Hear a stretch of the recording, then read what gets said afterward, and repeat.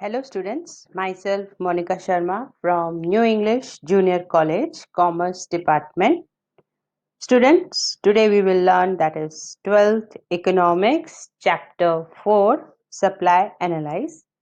And today is our 10th lecture.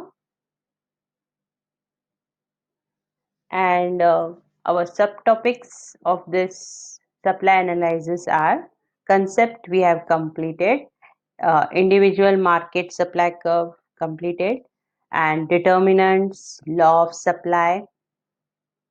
And today we will learn that is exception of the law of supply. See, even though the exceptions पूछे गए हैं आपको exam में, तो भी आपको law of supply का statement लिखना बहुत ज़रूरी है. इससे अच्छा इफेक्ट आता है, प्रेजेंटेशन आती है आपके आंसर में. तो बिफोर स्टार्टिंग द सप्लाई पे किसी भी आंसर में आप अगर ये स्टेटमेंट लिख दोगे तो बहुत इफेक्टिव लगता है. तो स्टेटमेंट है, other things being constant, higher the price of commodity, more is the quantity supplied, and lower the price of the commodity, less is the quantity supplied.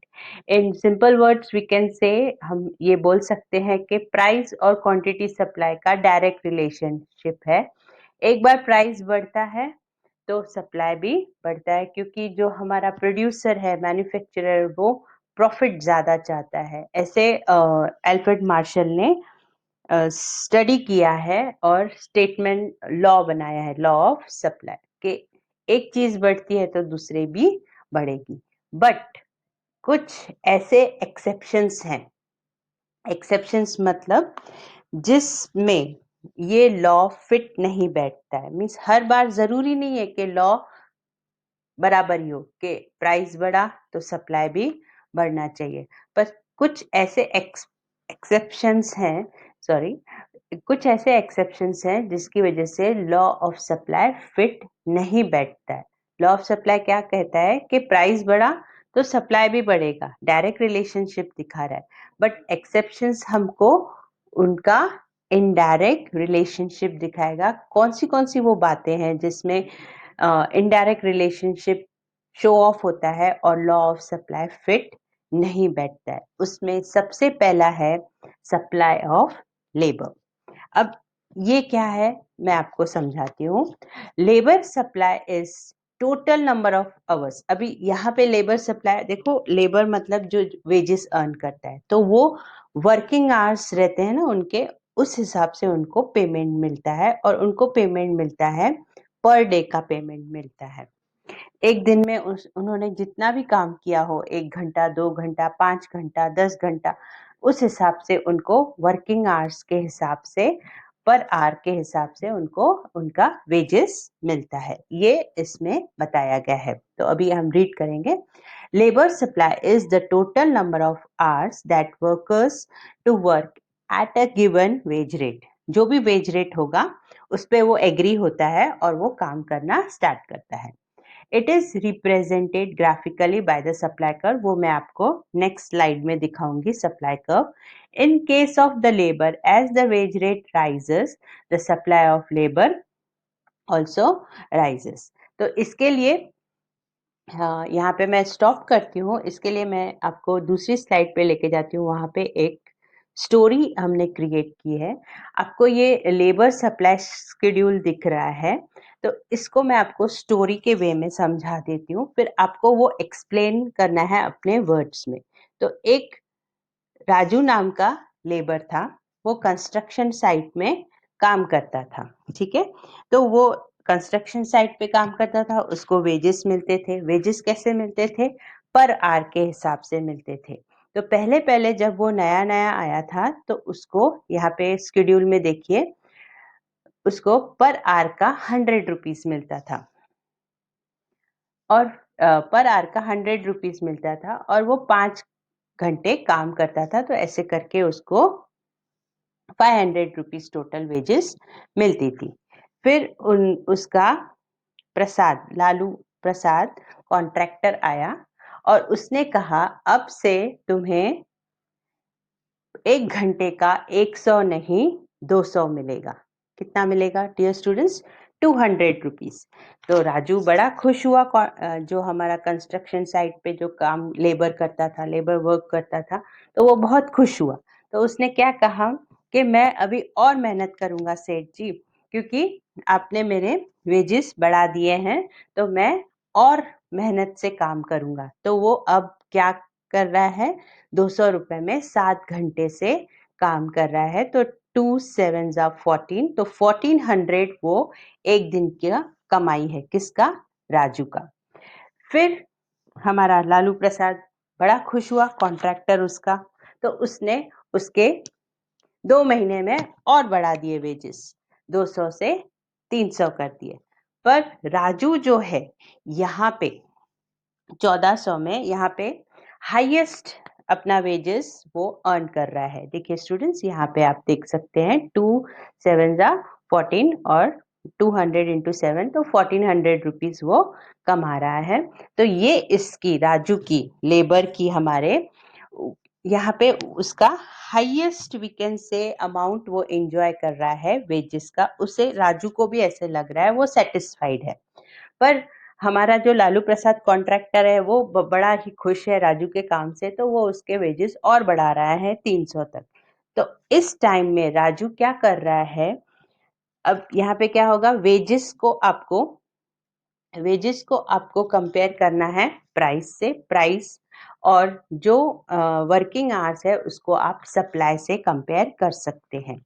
तो पहले दो में आप देखिए, प्राइस बढ़ा तो सप्लाई भी उसने बढ़ाया, मतलब राजू ने वर्किंग आवर बढ़ाए। पर यहाँ पे देखिए डियर स्टूडेंट्स, 300 हुआ, फिर से वेजेस बढ़े, मतलब प्राइस बढ़ा, तो उसने राजू ने क्या किया? वर्किंग आवर्स कम कर दिए। क्यों? क्योंकि उसको देखो 3 6 जा 1800, वो 1400 में भी हाईएस्ट अमाउंट वेजेस कमा रहा था, खुश था, तो 1800 में तो और खुश होगा वो। तो उसने कहा सेठ जी मैं अब से ज़्यादा काम नहीं करूँगा, मुझे अपने लेजर टाइम चाहिए, मतलब फ्री टाइम चाहिए। लेजर टाइम मतलब आपका hobby time, family time, friends time. तो उसने बोला कि मुझे थोड़ा खाली वक्त चाहिए, मैं ज़्यादा अभी नहीं कमाऊंगा। तो यहाँ पे देखिए डियर स्टूडेंट्स, जो सप्लाई कर्व है वो नीचे आ गई, प्राइस कर्व ऊपर हो गई। तो इसलिए कहा गया है कि हर बात जो है लॉ की एप्लीकेबल नहीं होती है। तो लेबर सप्लाई में लॉ एप्लीकेबल नहीं है। तो आपको एक bending back of the supply curve मिलेगा। जो मैंने आपको कहा कि सप्लाई कर्व मिलेगा, तो वो आपको ग्राफ रिप्रेजेंटेशन दिया हुआ है यहाँ पे। देखिए डियर स्टूडेंट्स, यहाँ पे एक्स एक्सिस पे आपको सप्लाई ऑफ द लेबर दिखाना है, वाई एक्सिस पे उसके वेजेस। ये हमारी स्टोरी, पहले 100 रुपया कमाता था, 100 रुपया 1 घंटे का, तो 5 घंटे राजू लेबर काम करता था। फिर 200 रुपया लालू प्रसाद कॉन्ट्रैक्टर आया और उसने 200 रुपया बढ़ा दिया, तो वह कितना टाइम कम काम कर रहा था? 7 आवर्स, एक दिन में 7 घंटे। तो यहाँ पे वो 1400 कमा रहा था राजू, ए पॉइंट पे। ए पॉइंट इसका सेटिस्फेक्शन है, हाईएस्ट अमाउंट ऑफ एंजॉयमेंट है। फिर जैसे ही लालू प्रसाद ने 300 कर दिए, तो उसने अपने वर्किंग आवर्स बैंड बैक कर दिए, मतलब कम कर दिए। तो आपको एक कर्व मिल रहा है जो बेंडिंग बैक हो रहा है, मतलब पहले ऊपर जा रहा है लॉ के हिसाब से। सप्लाई बढ़ेगा, प्राइस बढ़ा तो सप्लाई भी बढ़ा। Price means wages, supply means working hours. ये ध्यान रखना है आपको डियर स्टूडेंट्स। उसके बाद हमारा SAS कर्व मिला, और यहाँ पे देखो ए से वो S1 तक बैंड बैक हो रहा है, मीन्स पीछे जा रहा है, कम हो रहा है, हमारा सप्लाई कम हो रहा है, जबकि हमारे वेजेस प्राइस बढ़ा है। Dear students, understood? तो यहाँ पे ये लॉ एप्लीकेबल नहीं है। सप्लाई ऑफ लेबर के वर्किंग आवर्स पे ये लॉ एप्लीकेबल नहीं है, क्योंकि वो लेजर टाइम चाहता है। लेजर टाइम मैंने आपको बताया, free time, family time, friend times. ठीक है, फ्रेंड्स के साथ स्पेंड करना चाहता है क्योंकि वो सेटिस्फाइड है। वो कौन है? हमारा राजू, जो कंस्ट्रक्शन साइट पे काम करता है। ठीक है, तो अब हम फिर से सप्लाई ऑफ लेबर के डेफिनेशन पे आ जाते हैं। देखिए, labour supply is the total number of hours that workers to work at a given wage rate. It is represented graphically, जो अभी अब मैंने आपको ग्राफ दिखाया supply curve. In case of labor, as the wage rate, जैसे ही wage rate बढ़ा, the supply of labor पहले increase हुआ. So the supply of curve जो है हमारा ऐसे से upward हुआ. Supply of labor hours of work fall with the further, फिर से रेज हुआ तो हमारे जो राजू भाई थे उन्होंने अपना क्या कर दिया? वर्किंग आवर्स कम कर दिए क्योंकि उसकी वेज रेट बढ़ गई थी। फिर यहाँ पे देखो, फिर हमको मिली थी लेबर बैंड बैग्स जो हमें SAS1 से मिला। This is because the worker would prefer leisure to work after receiving higher amount of wages. तो एक सर्टन पॉइंट पे हमारा राजू जो लेबर था वो सेटिस्फाइड हुआ, तो उसने क्या किया? उसने अपना वर्किंग आवर्स कम कर दिया विद द प्राइस, मतलब वेजेस बढ़े तो। ठीक है, अंडरस्टूड, क्लियर? ये देखिए, ये ग्राफ हमको मिला है SAS1 बैकवर्ड बेंडिंग। ये लेबर सप्लाई कर्व है, बेंडिंग बैक भी बोलते हैं इसको, bending back of the supply curve. And A is the leisure time, यहाँ ये A is a satisfaction point, वो यहाँ पे satisfied है। Hope you understand. So now we will move to the second point, to the exception to the law of supply. Second point है उसमें agriculture goods. Law of supply does not apply, agriculture goods पे ये law of supply applicable नहीं है क्योंकि वो किस पे डिपेंड रहता है? वेदर कंडीशन, मॉनसून, पूरा प्रोडक्शन जो है हमारा उसके ऊपर डिपेंड रहता है, द मदर नेचर के ऊपर डिपेंड रहता है। ठीक है, due to the unfavourable changes हुए, ड्रॉट हुआ, या तो बहुत बारिश होती है या तो फिर बारिश नहीं होती है, डिपेंड। तो उसकी वजह से क्या होता है? हमारा प्रोडक्शन कम हो जाता है, तो देयर सप्लाई, उसका सप्लाई हम बढ़ा ही नहीं सकते हैं क्योंकि प्रोडक्शन हुई ही नहीं है, एग्रीकल्चर हुआ ही नहीं है, तो हम लोग, डिमांड रहेगा मार्केट में बट हम सप्लाई इंक्रीज नहीं कर सकते। तो सामने वाला बोलेगा मैं ज्यादा प्राइस भी देने के लिए तैयार हूँ, बट हमारे पास सप्लाई ही नहीं है, तो प्राइस बड़ा हो या कम हो, सप्लाई ही नहीं है, तो it is not applicable the law of supply. Even though the price is high but supply is low. क्यों? क्योंकि वेदर कंडीशंस फेवरेबल नहीं थे। ठीक है, so second point was agriculture goods. Third है अर्जेंट नीड फॉर कैश। यहाँ पे आप पिक्चर भी देख सकते हो कि you are in a need of cash, आपको पैसे की जरूरत है, हार्ड कैश की। ठीक है, तो यहाँ पे क्या होगा? इफ द सेलर, यहाँ पे seller is in the urgent need for hard cash, he may sell his product at which may even be below the market price. उसको अपना स्टॉक निकालना है, उसको मे बी शिफ्ट करना हो या उसको बिजनेस चेंज करना, whatever be the reason, कोई भी रीजन हो सकता है सेलर का, तो वो क्या करेगा? कम प्राइस में बेचेगा, क्या सेल करेगा अपने प्रोडक्ट्स, मार्केट प्रोडक्ट्स को। तो because he is in urgent need of cash, तो वो एक सिचुएशंस होती हैं जिसकी वजह से लॉ ऑफ सप्लाई एप्लीकेबल नहीं होता है। दूसरा है लॉ ऑफ सप्लाई एप्लीकेबल किस पे नहीं होता है? वो है पेरिशेबल गुड्स। पेरिशेबल गुड्स मतलब जो जल्दी खराब हो जाते हैं, जिनका we can say perishable goods, जो जल्दी ज्यादा हम स्टोर नहीं कर सकते हैं, वो है मिल्क एंड एग।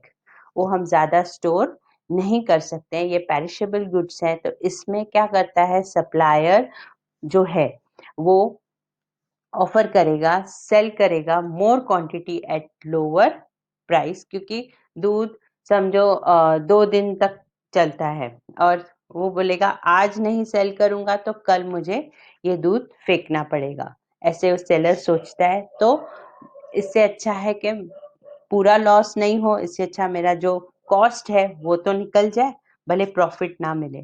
तो वो क्या करता है, ऑफर में सेल आउट कर देता है। ये थिंग्स आप डीमार्ट और वी कैन से मॉल्स में, बिग बाजार में आप ये अक्सर देखते होंगे कि today's price for the milk is 5 rupees less. तो लोग क्या करते हैं, फटाक से उसको लेके बाय कर देते हैं, घर में बॉईल करके आइसक्रीम बना दिया, खीर बना दी, तो it goes, we can say circulate हो जाता है। तो ऐसे ही लॉसेस को अवॉइड करने के लिए पेरिशेबल गुड्स में सप्लायर अच्छा ऑफर दे देता है, मतलब लोअर प्राइस में प्रोडक्ट सेल कर देता है। तो इस वजह से लॉ ऑफ सप्लाई, जो हमारा law of supply Alfred Marshall ने क्या कहा था, जैसे ही प्राइस बढ़ता है सप्लायर ज्यादा सप्लाई करता है, बट यहाँ पे प्राइस कम करके सप्लायर ज्यादा ऑफर कर रहा है।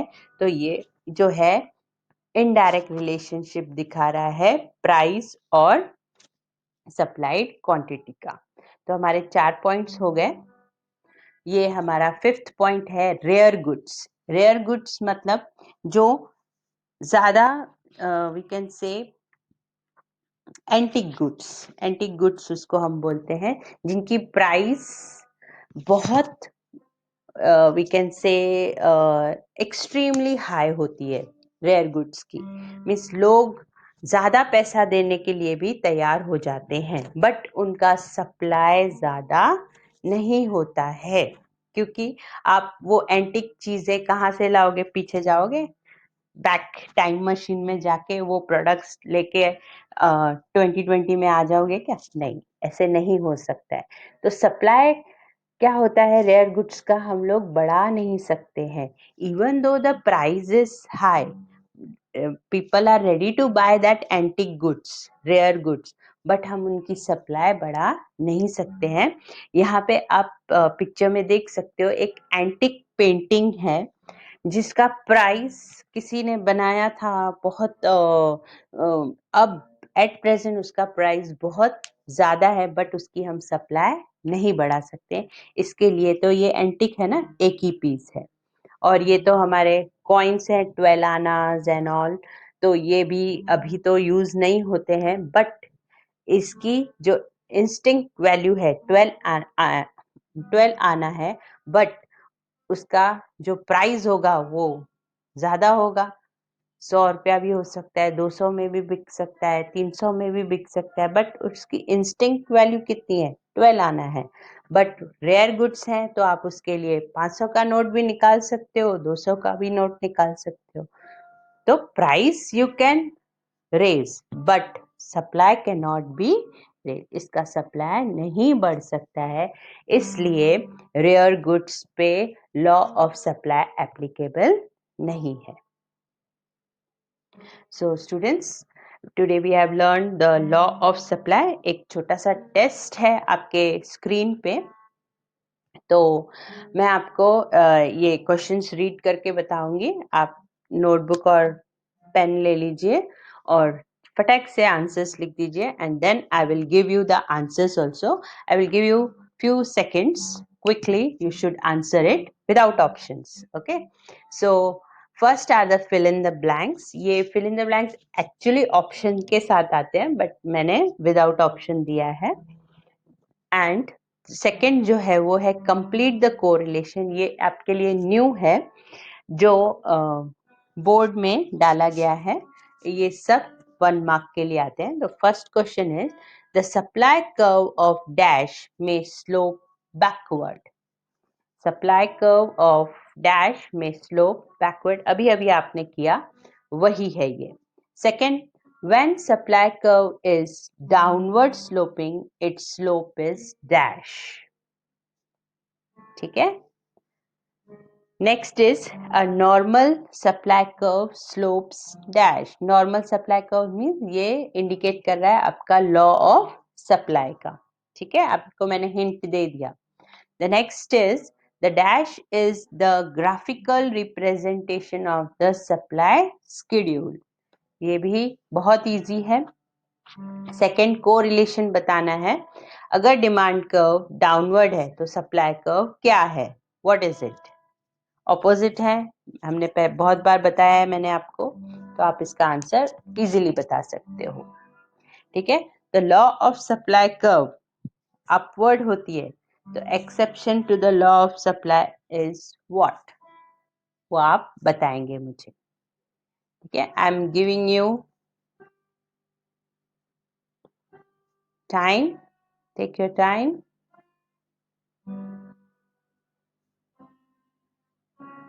Okay, then here are your answers. The supply curve of labor, अभी अभी किया ना आंसर में, वही supply curve of labor में slopes backward, क्योंकि वो राजू याद है ना, लेबरर A point, फिर वो अपने working hours कम कर देता है। The next is the supply curve is downward sloping, it's downward है तो वो क्या दिखा रहा है, negative slope। और ये नॉर्मल सप्लाई कर्व जो हमारा लॉ ऑफ सप्लाई होता है वो क्या होता है, always upward. The next is graphical representation क्या होता है, सप्लाई कर्व होता है, very easy it is. The next is, ये तो ऑपोजिट ही है, डिमांड कर्व स्लोप्स डाउनवर्ड तो सप्लाई कर्व स्लोप्स अपवर्ड। तो लॉ ऑफ सप्लाई कर्व अगर अपवर्ड है तो एक्सेप्शनल क्या है, बैकवर्ड है, बैकवर्ड बेंडिंग, याद है ना students? Okay, that will be all for today's lecture. Thank you, students.